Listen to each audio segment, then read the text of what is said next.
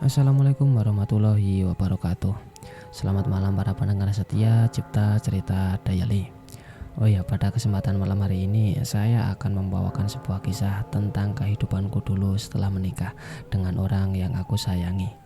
Akan tetapi bukanlah keharmonisan yang didapat, tapi aku malah mendapatkan sebuah kiriman dari keluarga suamiku yang takut kalau aku akan mengambil kemewahan yang didapatkan oleh suamiku karena dia merupakan tulang punggung keluarganya sebelum aku menikah dengannya. Dan ternyata juga suamiku menggunakan ilmu gantung waris agar aku mau menikahinya. Dan dulu setiap kali aku berhubungan dengan laki-laki lain sebelum menikah, maka hubungannya tidak akan lama. Dan bahkan setelah kami bercerai dan aku melahirkan, santet kiriman dari mantan keluarga suamiku masih tetap dilakukan dengan tujuan agar aku dan anakku meninggal. Kira-kira seperti apa kisahnya? Mari kita langsung saja ke ceritanya. Aku menikah di tahun 2018 lalu. Aku banyak berharap kepada orang yang menjadi suamiku. Berharap terlalu tinggi padanya dan berharap tidak akan pernah sirna cinta kami. Tapi kenyataan yang terjadi justru sangat menyakitkan. Waktu dengan cepat menunjukkan siapa suami dan keluarga serta apa yang telah mereka perbuat di belakangku. Entah kenapa aku pun merasa menjadi perempuan sangat sial di saat itu.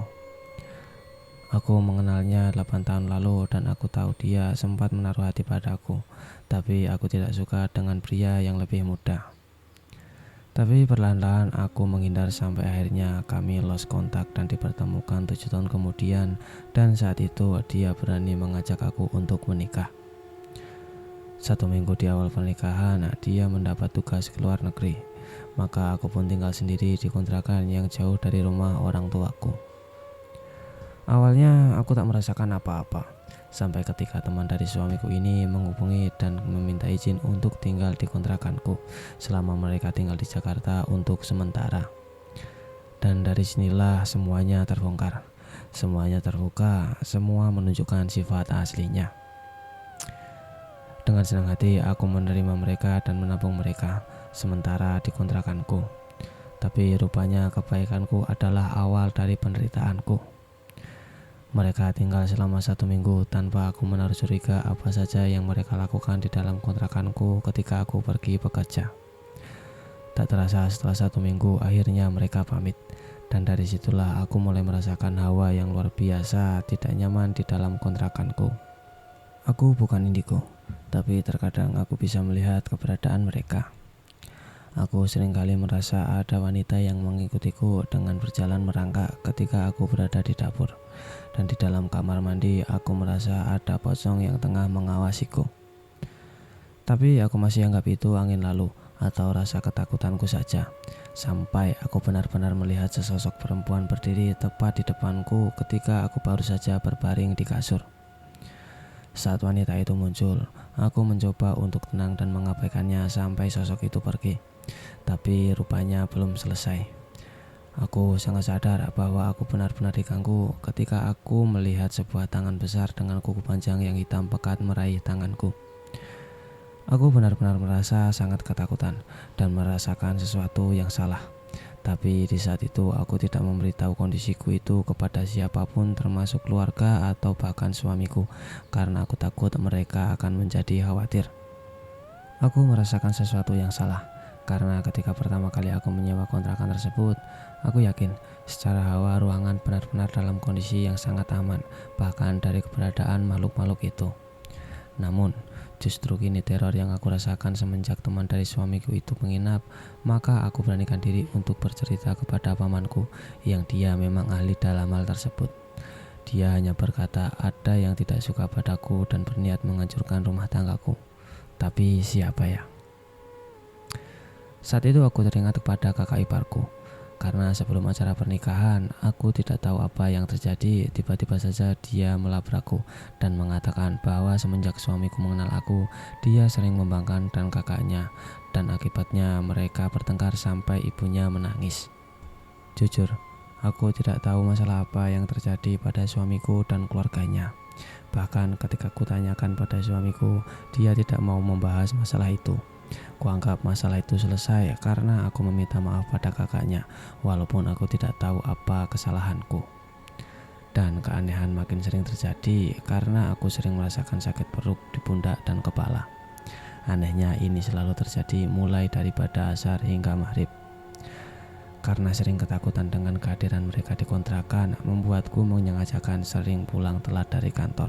Sampai suatu ketika paman menelponku. Pamanku tiba-tiba menelpon dan menyuruhku untuk datang ke rumahnya di Bandung.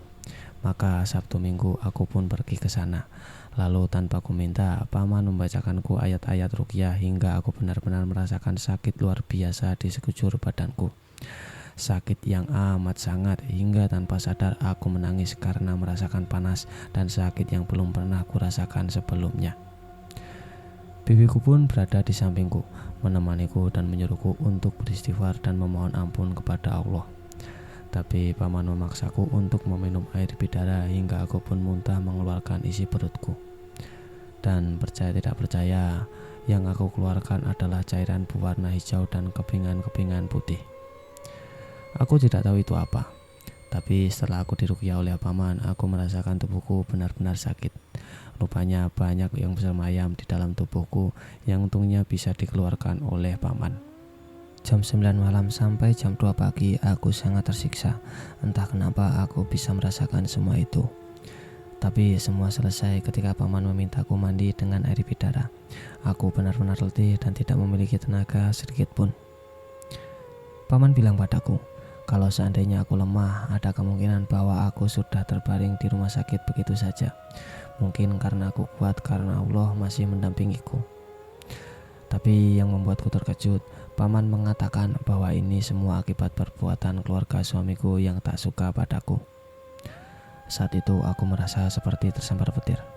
Aku tak menyangka sekali karena selama ini mereka sangat baik padaku, dan dengan kakak perempuan dari suamiku pun aku berpikir bahwa tidak ada dendam di antara kami. Tapi kenapa semua menjadi seperti ini? Aku benar-benar tidak tahu harus percaya atau tidak. Saat itu pamanku memutuskan untuk memberitahukan orang tuaku atas apa yang terjadi padaku karena menurutnya ini sudah sangat membahayakanku. Aku tidak tahu harus berkata apa dan harus bagaimana. Aku ingin suamiku ada di saat seperti ini, tapi aku tidak tahu bagaimana reaksinya jika hal itu diketahui olehnya.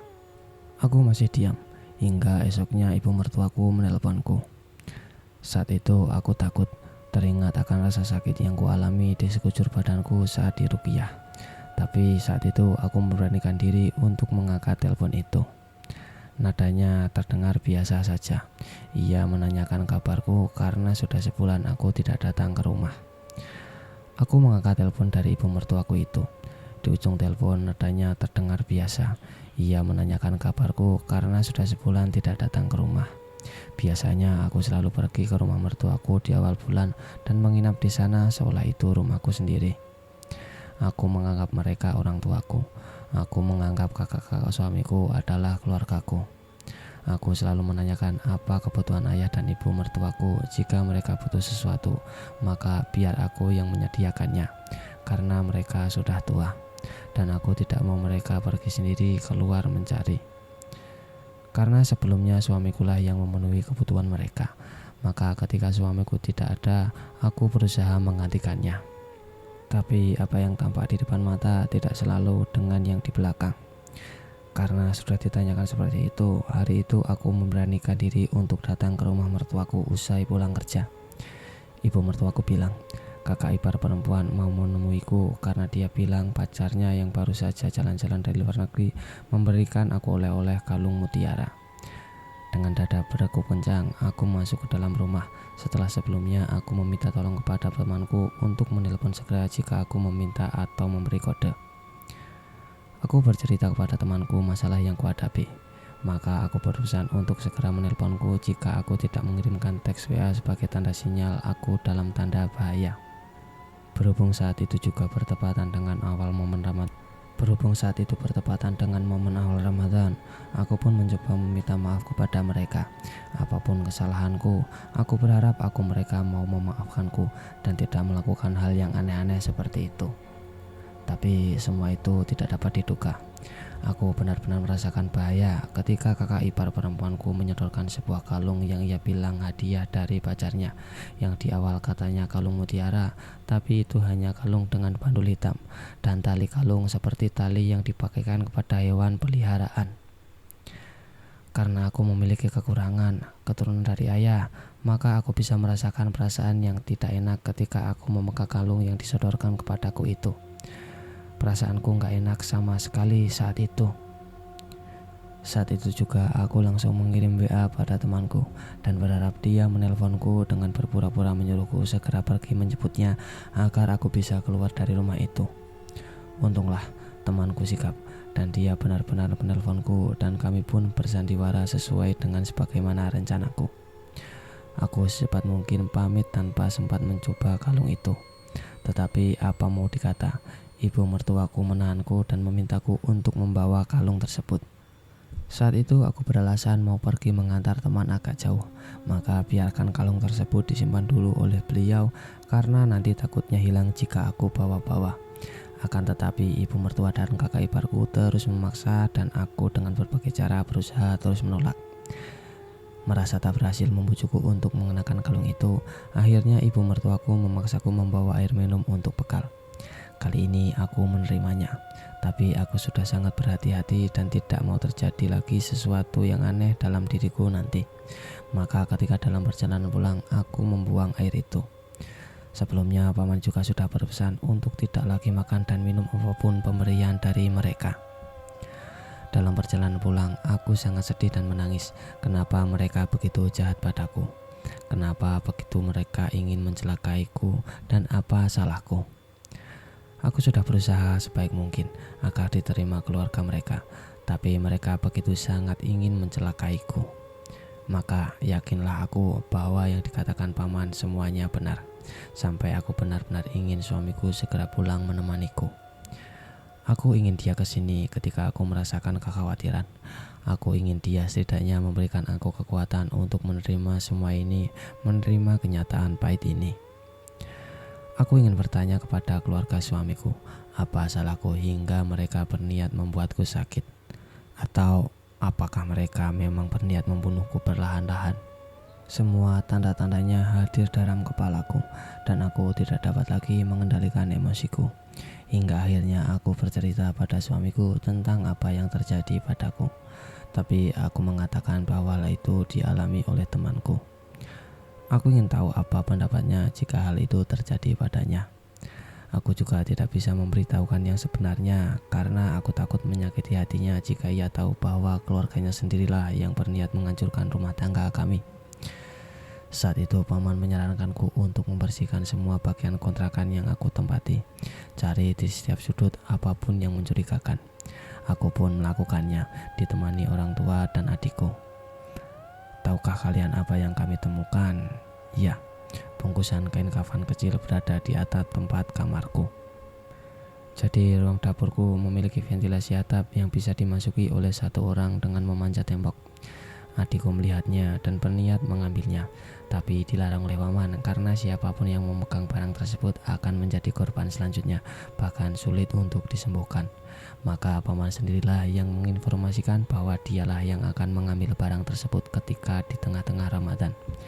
Ia yakin jika dalam bulan Ramadan ini kekuatan syaitan akan melemah. Setelah semua kain kafan yang berada di atap kamarku diambil, paman membawanya ke Bandung, lalu ditaruh di lapangan terbuka dan dikelilingi dengan air bidara dan dibakar. Saat itulah keanehan pun terjadi. Kami semua mendengar suara tawa kuntilanak dari arah yang tidak kami ketahui, dan dalam hitungan detik, semua lampu di rumah paman sampai beberapa kontrakan dekat lapangan jadi langsung padam total. Kami pastikan itu bukan lampu yang dimatikan sengaja tiap-tiap rumah karena mati bersamaan dengan datangnya suara tawa yang kami dengar. Aku, Om, dan Bibi semuanya sangat ketakutan.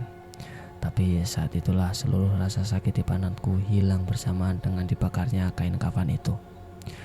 Aku bertanya pada paman, siapa yang menaruh barang-barang tersebut di dalam kamar kontrakanku. Paman hanya menjawab, siapa yang sebelumnya menginap di kontrakanmu dalam sepekan terakhir, maka dialah pelakunya. Tahu siapa yang menginap di kontrakanku kan? Ya, tidak ada yang lain selain teman-temanku dari suamiku beserta istri dan anaknya yang meminta untuk tinggal di kontrakanku selama di Jakarta. Ya, mungkin merekalah pelakunya. Tapi aku hanya diam. Aku tidak melakukan tindakan apa-apa terhadap mereka. Aku juga tidak tahu apakah mereka bekerja sama dengan keluarga suamiku atau tidak, mengingat bahwa teman suamiku ini memang sudah dianggap keluarga oleh mereka. Tapi aku sudah tidak tahan lagi untuk menutupi semuanya. Maka akhirnya aku pun bercerita kepada suamiku. Masih dengan seakan-akan ini adalah kejadian yang menimpa orang lain. Namun suamiku entah mengapa dia amat yakin bahwa hal itu terjadi padaku, bukan pada temanku yang sebagaimana yang aku sampaikan. Kami bercerita melalui telepon, dan itu pun ketika dia ada waktu senggang di antara pekerjaannya, ia selalu sempatkan berkomunikasi denganku. Ia telah mengetahui apa yang aku coba tutupi, dan dia berkata dengan nada yang sangat yakin bahwa ini semua perbuatan kakak perempuannya. Aku terdiam. Aku sangat ingin mengiyakan kalimat itu. Aku sangat ingin meminta perlindungannya. Tapi kemudian aku tahu apa yang aku lakukan dan aku harapkan darinya adalah sebuah kesalahan. Ketika aku meminta ia untuk bertindak tegas kepada kakaknya, maka apa yang kuharapkan adalah hal yang sangat menyakitkan. Saat ia bilang bahwa ia akan kembali ke Indonesia dan berjanji padaku untuk menyelesaikan masalah kami, aku sempat sangat berharap suamiku memiliki ketegasan. Namun ternyata sepulangnya dari luar negeri, ia tidak langsung menemuiku, melainkan ia pulang lebih dahulu ke rumah orang tuanya. Baru keesokan harinya ia menemuiku dan beralasan bahwa ia tidak bisa pergi menemuiku dengan alibi bahwa ia tidak punya uang rupiah. Apakah ini alasan yang masuk akal? Tentu tidak make sense sama sekali. Tapi saat itu aku berusaha untuk percaya padanya, dan ia tidak membahas itu. 1 minggu kami tinggal bersama, dan kami pun mulai sering bertengkar sampai tiba-tiba ia bilang bahwa dugaanku itu salah. Kakak perempuannya serta temannya itu tidak melakukan apa-apa kepadaku. Kenapa? Justru suamiku yang kuharapkan akan membela dan melindungiku justru kini melawanku dan membela kakaknya. Bahkan ia terus menekanku dengan mengatakan bahwa kalung yang awalnya ingin diberikan padaku pun kalung mutiara asli, bukan kalung untuk keperluan lain. Apa dia pikir aku bodoh? Orang awam pun tahu untuk berpikiran seperti itu ketika melihat bentuk kalungnya yang bukan diperuntukkan untuk riasan itu. Siapa juga yang mau memakai kalung rias yang bahkan tidak ada sisi cantiknya sama sekali seperti ini? Lalu ia meminta aku bercerita awal mulanya kenapa sampai aku bisa-bisanya mencurigai kepada keluarga mereka. Maka aku ceritakan semuanya, sedetail-detailnya sampai ketika ia tahu bahwa paman meruqyah aku. Seketika itu juga ia mulai marah besar. Ia bilang bahwa ia tidak ridho aku diruqyah oleh siapapun, termasuk pamanku sendiri, dan meminta aku untuk meminta maaf kepada seluruh anggota keluarganya termasuk temannya. Jika aku menolak, maka ia akan mengancam bahwa ia tidak mau mempertahankan hubungan rumah tangga kami ini. Jujur, aku betul-betul tidak habis berpikir kenapa suamiku yang aku harapkan akan melindungiku malah berkata seperti itu, dan ia lebih memilih untuk membela temannya daripada istrinya. Aku benar-benar tidak bisa melakukan apa yang ia minta. Dan apakah aku salah untuk diruqyah? Aku benar-benar takut. Kami saling bersikeras. Ia memaksaku meminta maaf dan aku menolak karena aku tahu akulah di sini yang menjadi korban. Hingga akhirnya ia benar-benar meninggalkan aku. Ia mentala aku, lalu di sanalah teror sebenarnya dimulai. Setelah aku dijatuhi talak, mamaku meminta untuk kembali ke rumah dan tinggal bersamanya. Ia khawatir terjadi sesuatu lagi padaku. Dan benar saja, apa yang dikhawatirkan mama terjadi padaku. Setiap malam aku merasakan atap kamarku diinjak oleh makhluk sebesar, seolah ia berjalan di atap rumahku. Setiap kali aku pulang kerja, selalu ada sesosok perempuan yang ikut denganku. Bahkan berhari-hari ia menempel di belakangku dan tidak mau pergi. Pernah suatu hari aku pulang kerja dengan menggunakan jasa ojek online. Entah driverku, dia indigo atau memang memiliki kekurangan. Dia mengatakan padaku bahwa ada yang mengikuti kami sejak pertama aku menaiki motor. Makhluknya juga gak cuma satu, ada perempuan, gendruwo, dan juga anak-anak. Di saat keadaan semakin tidak kondusif seperti itu, aku memutuskan kembali ke rumah paman. Di saat itulah ia membuka semuanya yang terjadi padaku, bahwa sejak awal suamiku mendapatkan aku dengan cara yang tidak baik. Ia menggunakan jasa dukun untuk membuatku jatuh cinta padanya. Dukun itu kemungkinan ia kenal dari temannya yang jahat itu, yang menginap di kontrakanku.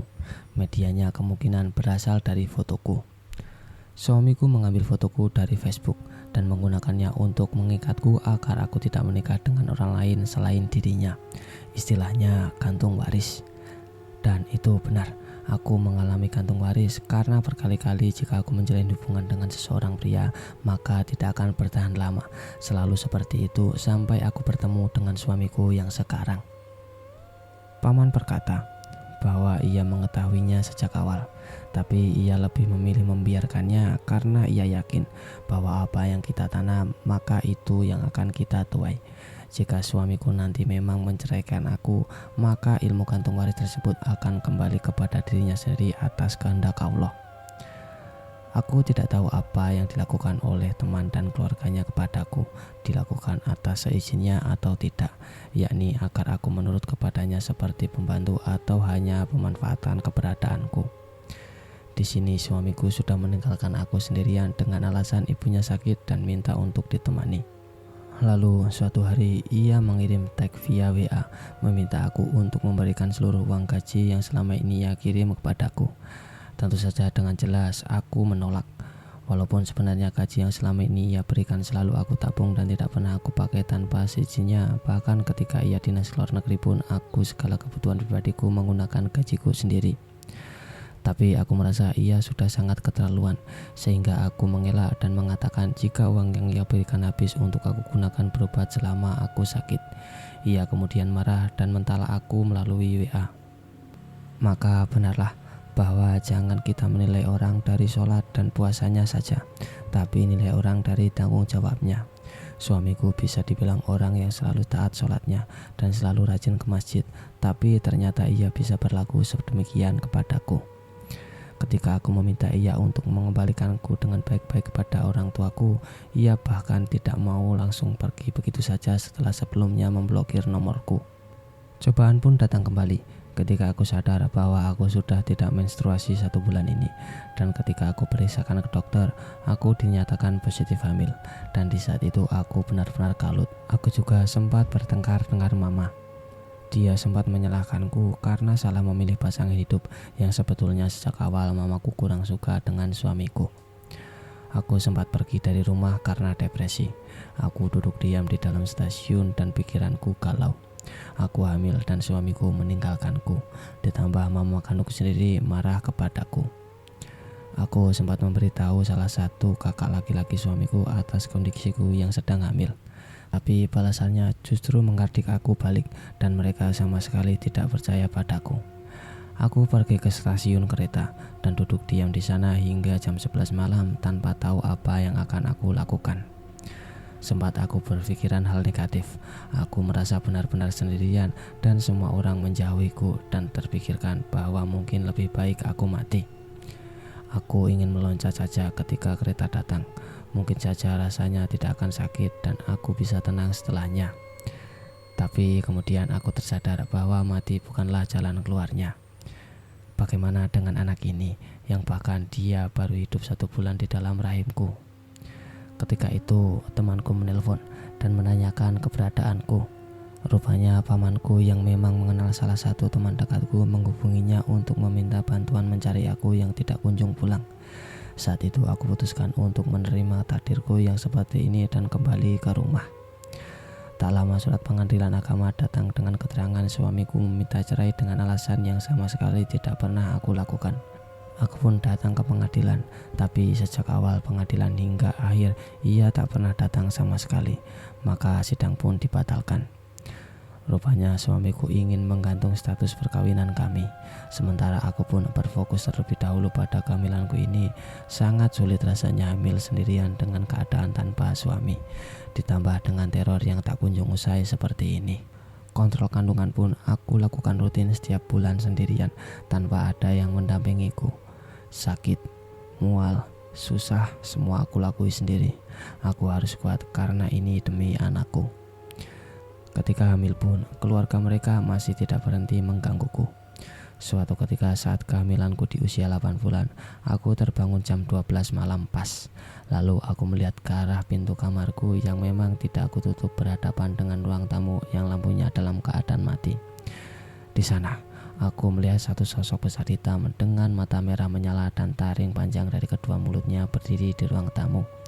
Ia semakin lama semakin mendekat ke arahku. Aku bacakan ayat kursi, Al-Fatihah dan Mu'awizatin. Aku mencoba berkomunikasi padanya dalam hati sambil bertatapan mata dengannya. Aku minta ia untuk pergi dan ia hanya menggeram. Lalu ku minta ia pergi untuk kedua kalinya dan dengan geramannya makin kencang hingga aku pun merasa takut karena aku sedang mengandung. Aku bacakan ayat kursi, mencoba membaca dengan tenang dan ku minta kembali agar ia pergi. Awalnya ia tidak mau pergi karena jika ia kembali ia akan dihukum oleh dukun yang mengirimnya. Lalu aku minta ia pergi ke tempat lain dan ia pun pergi, tapi aku tidak tahu kemana ia perginya. Masa kehamilanku sudah memasuki masa 9 bulan. Perutku terasa kian berat dan segala yang kulakukan sudah susah. Sesekali aku menangis karena harus menanggung ini sendirian. Anakku tidak dapat mendapat kasih sayang ayahnya ketika di dalam perut ibunya. Singkat cerita, anakku pun lahir.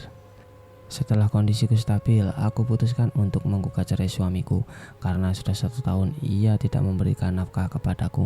Dan demi kebaikan anak ini, mungkin kelak aku nyatakan bahwa ayahnya sudah meninggal ketika ia bertanya di mana ayahnya. Aku tidak akan mempertemukan mereka berdua, walaupun ia adalah ayah kandung dari anakku. Biarkan jika aku berdosa. Walaupun aku tahu suamiku mencari-cari keberadaanku dan anakku pasca mengetahui anaknya telah lahir, dia mencoba menghubungi nomor bibiku dan meminta aku untuk tidak menghalang-halanginya untuk bertemu dengan anaknya. Tapi semuanya terlambat. Aku tidak akan kembali padanya. Aku tidak mau hidup dengan rasa terancam. Bisa saja keluarganya nanti juga akan mencelakai anakku sebagaimana yang aku alami. Hal yang menjadi kekhawatiranku terbukti ketika anakku berusia 1 bulan. Kebetulan paman datang ke rumah orang tuaku dan melihat anakku yang menangis terus-terusan. Seketika itu ia mengurut pelan anakku dengan membaca doa ruqyah, salah satunya adalah ayat surat As-Saffat. Seketika itu juga tiba-tiba muncul rambut-rambut hitam dari kulit anakku. Selain itu juga ada pasir hitam dan duri-duri halus bambu yang biasa kita temukan di pohon bambu yang kalau kita pegang rasanya gatal. Itu semua muncul dari tubuh bayi kecilku. Hatiku sangat sedih. Seorang anak 1 bulan tidak mengerti apa-apa dan masih suci ini kenapa menjadi sasaran mereka? Tidak cukupkah mereka menghancurkan hidupku dan kini mereka merembet ke anakku satu-satunya? Paman mencoba membesarkan hatiku. Ia bilang anak kecil tidak akan bisa dijadikan korban tumbal karena ia memiliki 4 malaikat pelindung. Namun tetap saja aku menangis. Apa salah anakku? Ia bahkan tidak tahu apa-apa mengenai apa yang terjadi dan kenapa suamiku bisa setega itu. Walaupun mungkin yang ia lakukan itu hanya sekedar agar anakku rewel dan sehingga aku mengemis padanya untuk kembali padaku, tapi ini sangat keterlaluan hingga mengorbankan anaknya sendiri. Mungkin perceraian memang jalan satu-satunya agar kami lepas dari belenggu yang mereka buat. Selama kehamilan hingga kini, aku masih melihat berbagai macam makhluk dari perempuan sampai jin yang mereka kirimkan ke rumahku. Ditambah lagi sekarang kakiku sekarang pincang secara mendadak tanpa jatuh ataupun apapun karena ulah mereka. Paman bilang mereka menabur sesuatu di dekat kantorku. Jadi ketika aku melewatinya, maka sihir yang diberikan oleh dukunnya akan langsung menimpaku. Rasa kakiku sangat sakit seperti diikat kuat dengan tambang. Aku bahkan pernah merasakan ditarik oleh sesuatu saat aku tidur. Jujur, aku lelah. Aku takut. Aku hanya ingin semua ini berakhir dan aku tidak lagi memiliki urusan dengan suamiku ataupun keluarganya lagi. Pamanku juga sempat menggambarkan sosok yang mereka kirim yang berwujud burung api dengan tinggi melebihi atap rumahku. Sosok itu ia kirimkan ke rumahku ketika aku memberitahu keluarganya bahwa anakku telah lahir dan tak berapa lama muncul keganjalan pada anakku. Ia selalu menangis jika aku bawa ke dalam kamarku. Beberapa waktu lalu ketika aku bergantian dan menjaga anakku dengan mama, dari depan rumah mama mendengar tawa kuntilanak yang cukup nyaring dan melengking. Setelah suara itu, anakku terus-menerus menangis dan tidak tidur sama sekali selama 2 hari hingga jatuh sakit. Merasa rumahku tak aman lagi, maka aku berinisiatif menitipkan anakku ke rumah kerabat jauhku dan aku merahasiakannya dari suamiku. Aku tak ingin lagi itu mengetahui di mana anakku tinggal. Hal lain yang membuat aku semakin sedih adalah anakku yang tidak pernah mau jika aku gendong. Paman bilang, selalu ada makhluk yang mengikuti di belakangku, maka anakku pun tidak mengkonsumsi ASI sama sekali karena jika aku menggendong ia langsung menangis keras. Bisa bayangkan bagaimana sakitnya hati seorang ibu yang tidak bisa menyusui anak kandungnya sendiri dan bahkan sang anak menolak bersentuhan kulit dengan ibu yang setelah lama mengandungnya. Rasa sakit dan sedih itulah yang aku rasakan. Mungkin ada benarnya kenapa keluargaku sebegitu berniat mencelakaiku. Kemungkinan besar adalah karena harta. Suamiku adalah anak bungsu namun juga menjadi tulang punggung keluarga. Kakak-kakaknya belum ada yang menikah, namun keluarganya sering hidup dengan mewah. Kehadiranku bagai ancaman bagi keluarganya bahwa aku akan mengambil sumber kemewahan mereka. Mereka mengincarku, mengincar anakku, segala hal yang intinya membuatku pisah atau meninggal, sehingga harta suamiku bisa mereka nikmati tanpa campur tangan orang luar, yaitu aku. Dan beginilah keadaanku sekarang, mengasuh seorang buah hati yang bahkan tidak diakui oleh ayah kandungnya sendiri. Namun biarlah aku bertahan sendiri. Aku yakin ada saatnya pertolongan Allah itu datang. Yang kubutuhkan adalah bersabar dan menjalani apa yang ada.